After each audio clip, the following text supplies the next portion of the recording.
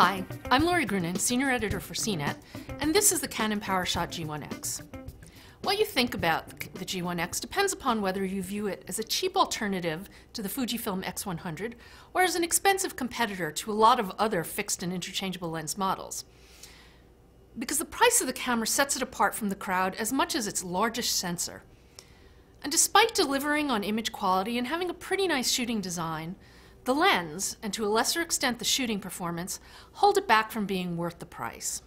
It's bigger, heavier, and boxier than the G12, and it uses a pop-up rather than a front-mounted flash. But the G1 X nevertheless looks and feels quite similar to its older sibling. Overall, I like the design, though the function button behavior can get a little frustrating.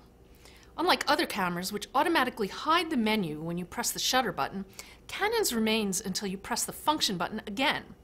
As a result, I frequently found myself scrolling around the options when I thought I was changing the shutter speed. I like the flip and twist LCD, it's bright and big, and though the optical viewfinder is quite small, it is still useful to have.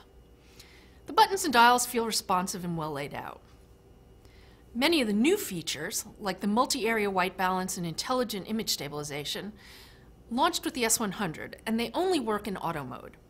The intelligent image stabilization auto-detects what type of stabilization is necessary in both still and video modes, and the updated white balance does better scene analysis. The camera also introduces face recognition and can store up to 12 faces with some limited associated metadata.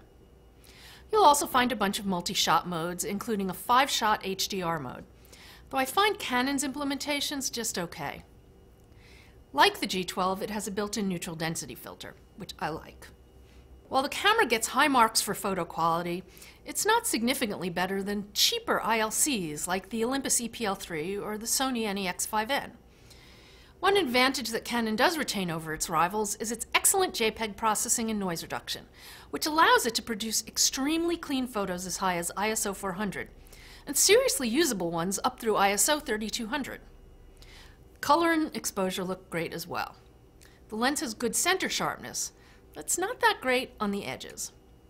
Movies look fine for casual shooting. They've got decent sharpness and exposure with minimal rolling shutter, but there's quite a bit of aliasing and there's a relatively narrow tonal range.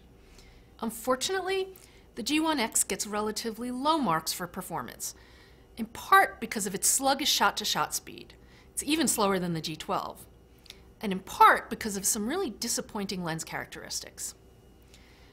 The camera doesn't feel as sluggish to shoot with as the data would imply, but also I probably didn't notice because I spent a disproportionate amount of time dealing with this small aperture lens and its bizarre focusing distance constraints.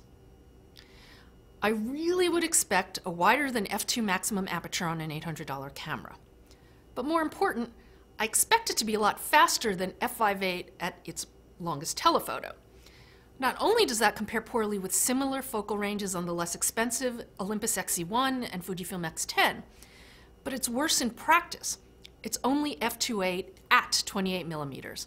By about 31.5 millimeters, it's already jumped to f3.2, and it narrows about halfway down the focal range, and that's it. And that's only one problem. The other is the lens's minimum focusing distance.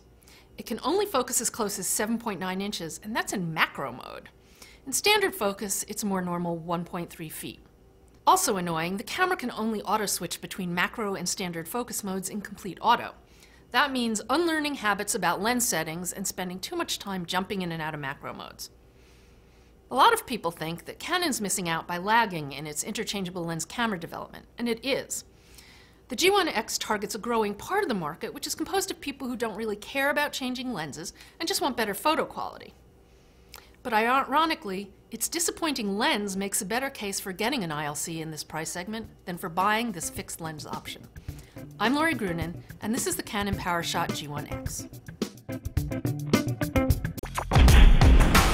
Hey guys, Brian Tong here, and if you're looking to see the top dogs in tech face off, then you need to watch CNET's Prize Fight. We'll throw touchscreen phones in the ring, reignite the console wars, battle web browsers, and more. So you can find it all at cnet.com/prizefight, and I'll see you there. Whoop-ah!